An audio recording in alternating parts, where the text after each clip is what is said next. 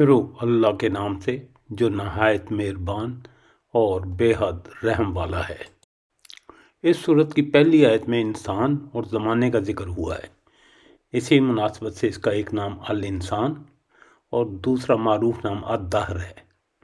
انسان کی تخلیق اور اس کا مقصد بیان کیا گیا ہے۔ نیک عمل لوگوں کا عظیم الشان صلہ بیان ہوا ہے۔ کافروں کے لیے سخت سزا کا اعلان ہے۔ ان لوگوں کو جو آخرت کو نظر انداز کرتے ہیں متنبع کیا گیا ہے۔ نبی صلی اللہ علیہ وسلم کو صبر، نماز اور تسبیح کی ہدایت فرمائی گئی ہے۔ قرآن کی نصیحت کو قبول کرنے کی ترغیب دی گئی ہے تاکہ لوگ اللہ کی رحمت میں داخل ہوں۔ یقیناً انسان پر زمانے میں ایک وقت ایسا گزرا ہے جبکہ یہ کوئی قابل ذکر چیز نہ تھا۔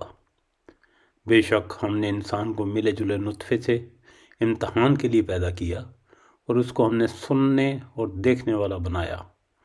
ہم نے اسے راہ دکھائی، اب خواہ وہ شکر گزار بنے خواہ ناشکرا۔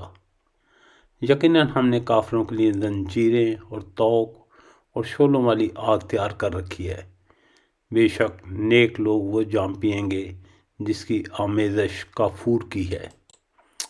یہ ایک بہتا چشمہ ہوگا جس کے پانی کے ساتھ اللہ کے بندے شراب پئیں گے اور جہاں چاہیں گے بسہولت اس کی شاخیں نکال لیں گے۔ یہ وہ لوگ ہیں جو دنیا میں نظر پوری کرتے ہیں اور اس دن سے ڈرتے ہیں جس کی آفت ہر طرف پھیلی ہوئی ہوگی، اور اللہ کی محبت میں مسکین اور یتیم اور قیدی کو کھانا کھلاتے ہیں۔ ان سے کہتے ہیں کہ ہم تمہیں صرف اللہ کی خاطر کھلا رہے ہیں، ہمیں تم سے نہ کوئی بدلہ چاہتے ہیں نہ شکریہ۔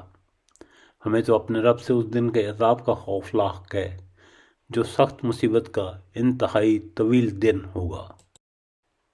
پس اللہ تعالیٰ انہیں اس دن کے شر سے بچا لے گا اور انہیں تازگی اور سرور بخشے گا، اور ان کے صبر کے بدلے میں انہیں جنت اور ریشمی لباس عطا کرے گا۔ وہاں وہ اونچی مسندوں پر تکیہ لگائے بیٹھے ہوں گے، نہ انہیں دھوپ کی گرمی ستائے گی نہ جاڑے کی سردی۔ جنت کی چھاؤں ان پر جھکی ہوئی سایہ کر رہی ہوگی، اور اس کے پھل ہر وقت ان کے بس میں ہوں گے کہ جس طرح چاہیں انہیں توڑ لیں۔